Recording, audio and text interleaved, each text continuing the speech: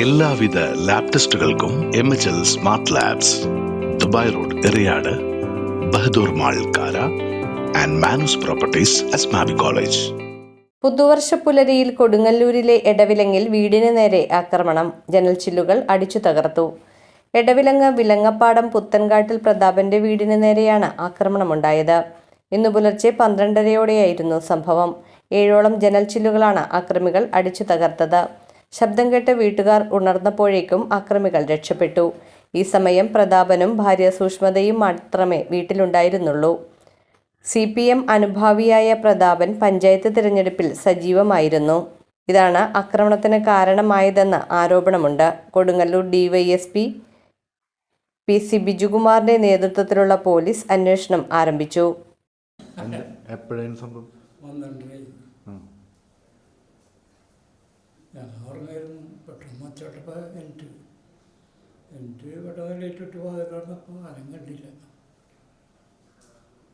മൊത്തം ജില്ല ഒന്നിച്ച് കെട്ടോ ഒറ്റ ട്രിപ്പിലടിച്ചതാ. നാളെ കൂടുതലുണ്ടായിരുന്നു വേണം. എന്താണ് സംഭവം? കാരണം ഒന്നും അറിയാൻ പറ്റുമോ?